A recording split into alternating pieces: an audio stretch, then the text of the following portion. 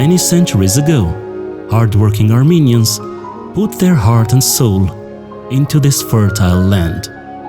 Notwithstanding the stony land, they created gardens in the rocks. Since long time ago, people cultivated grape on this land.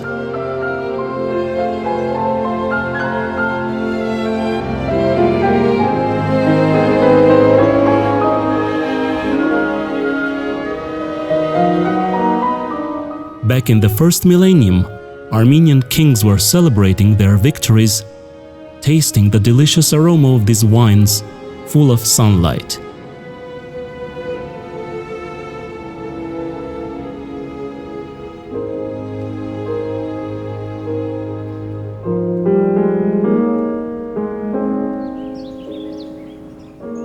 The land of Karabakh. Wonderful nature. This is the land where the way to paradise seems to start from.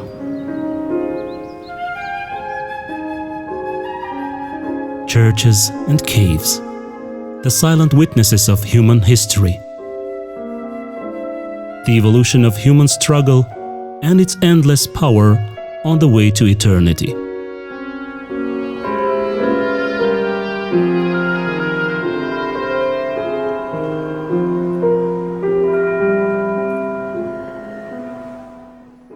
Armenians highly appreciated grape and depicted it on carpets, manuscripts, and church ornaments, making it a holy symbol. Grape was considered to be a gift from heaven.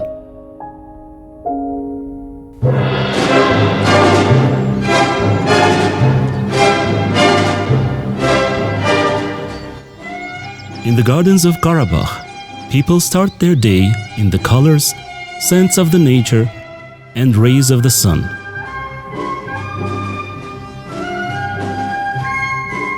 They carefully collect every fruit, inevitably conveying their energy to it. They do this by talking, singing, and feeling.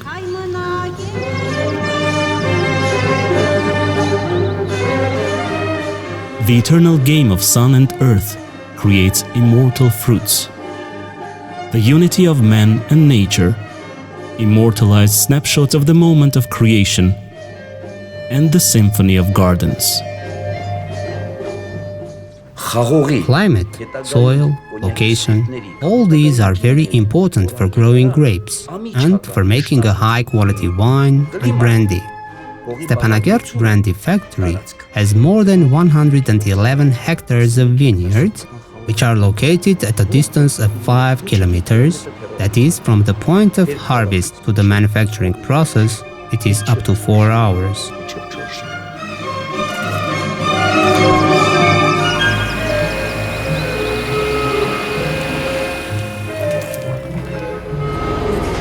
The juice of harvest, collected in fall, is stored for about 3 weeks and then distilled and aged in cellars before it becomes an ideal spirit.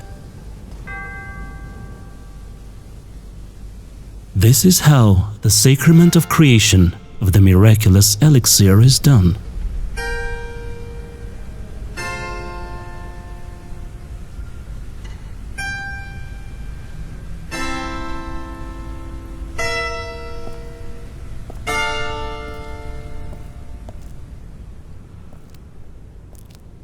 Grape juice is under scrutiny and care every day, every minute, so then it will turn into wine, brandy, and vodka.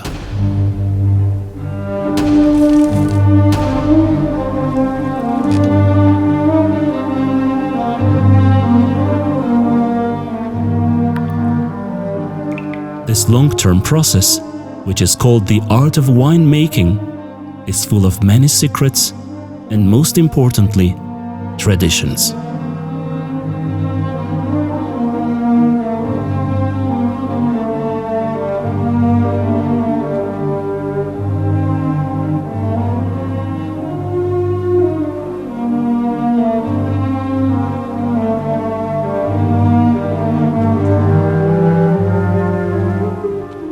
Beginning from 1930, this building carefully keeps barrels and their history in its walls.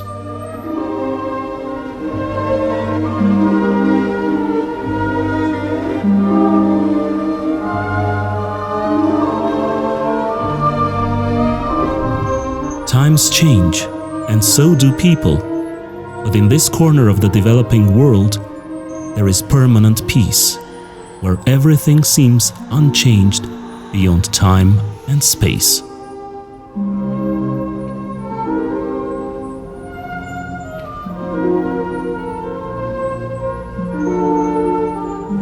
When visiting these ancient cellars, it seems like you're in a mystical place.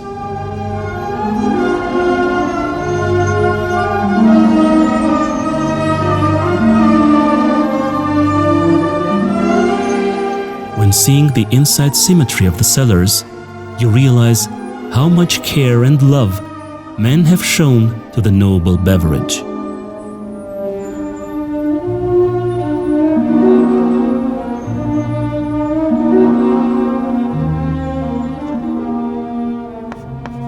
Here, next to the old barrels, are placed the new ones that give a fresh scent of modernity.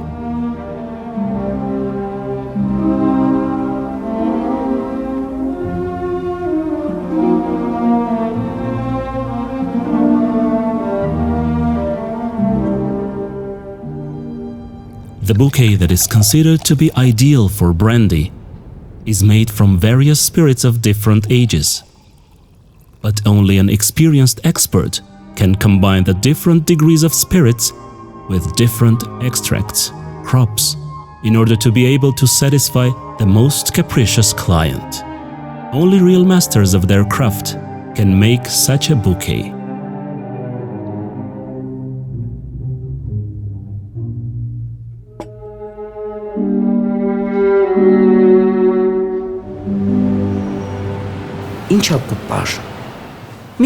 What is a blend?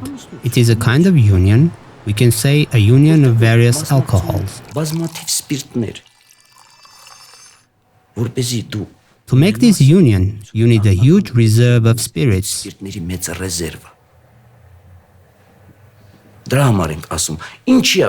That is why we say the wine and brandy factory is considered rich if it has many barrels of aged spirits, of various ages, of course. Because in the blending of brandy you can use 10, 11, and even 12 different types of spirits. People often ask, how do you feel this bouquet of aromas and the taste? It's not that easy to explain.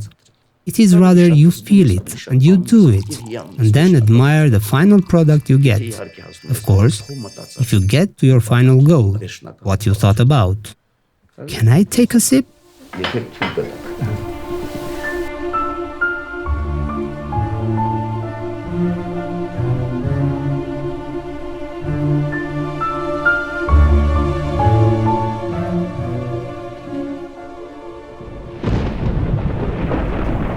Here, it started to rain.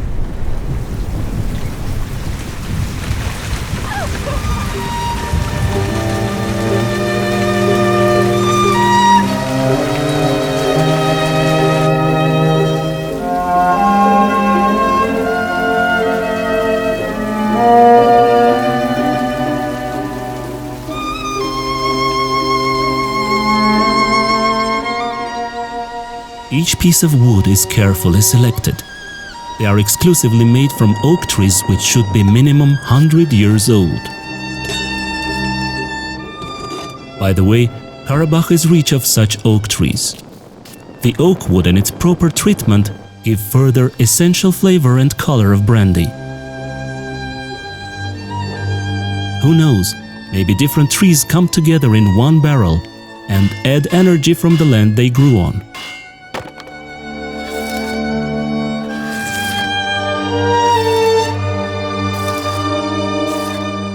It's not easy, but so perfect as the refined fragrance of the precious beverage.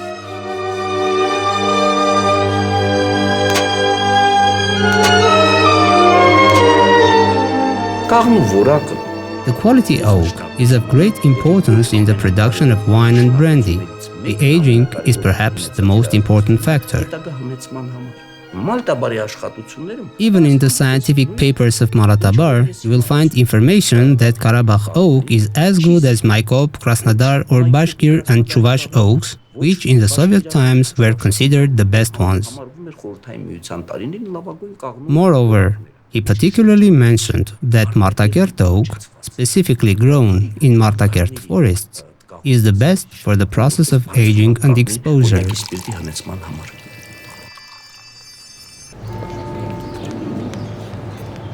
There were times that things went wrong.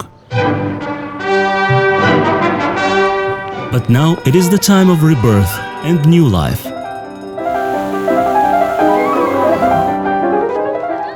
With the renaissance of the land of Karabakh, the winemaking culture also revived.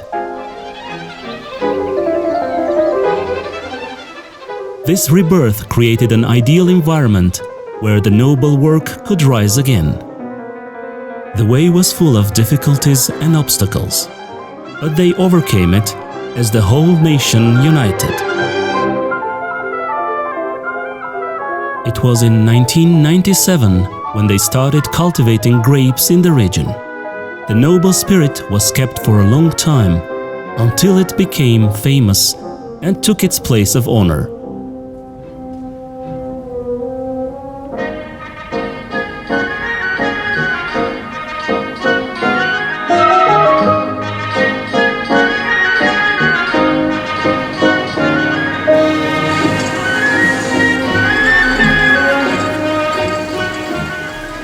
Being a follower of traditions in this field and combining invaluable skills and modern technology, they created Bertashen wine and Karabakh fruit vodkas.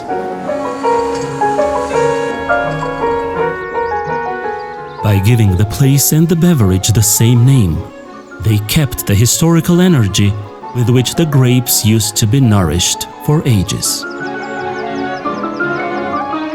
Karabakh is rich with fruits and berries. Bertashen wine is made from the fruits of the Armenian fertile land. It is made from the sort of grape called khindorni, which describes the name of the wine, literally meaning, "Let there be joy and happiness." Yerevan Brandy House. Obviously, the noble spirit made with winemaking holy traditions shall bring together the real valuers to enjoy the drink in all its colors and extravagance. And the possibility of communication is a necessary splendor. Architectural ornaments carved in stone and wood, harmoniously matched colors, all in the best traditions of the Armenian spirit, should help the valuers to appreciate all the nuances of true creation. Yerevan Brandy House is personally responsible for the genius of taste, granting a true delight to those who like real brandy.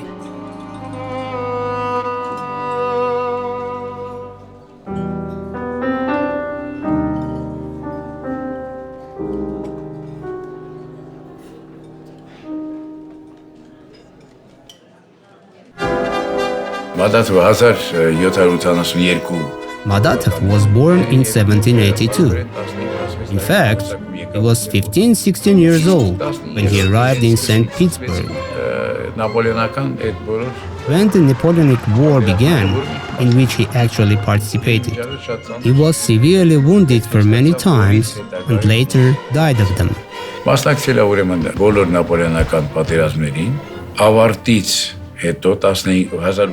He participated in all the Napoleonic Wars. After the war ended in 1815, he was even the Paris commandant. Then he was moved to the Caucasian front. First was the Russo-Persian and later Russo-Turkish wars. After which, he was sent to the Balkan front, where he died.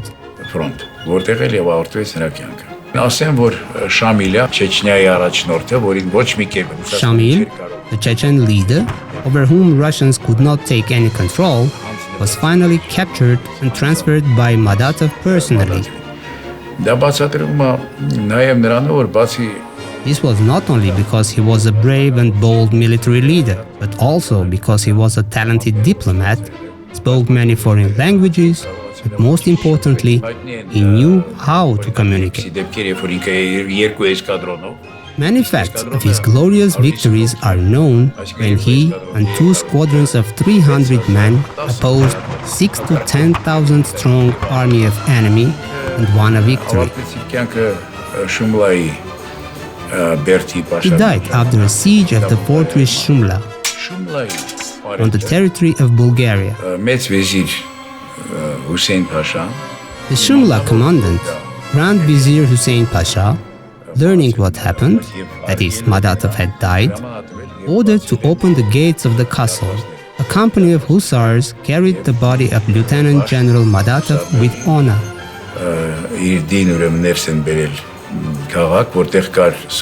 He was buried in the churchyard of St. George. Such was the degree of respect to Madatoff as a soldier and as a politician.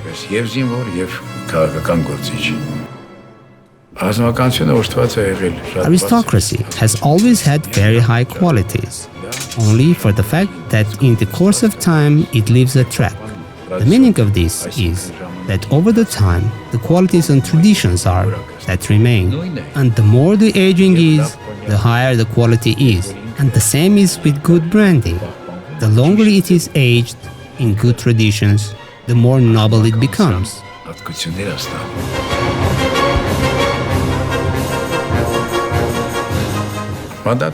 Madatoff was a noble, brave and wise man. And let's not forget his Karabakh roots.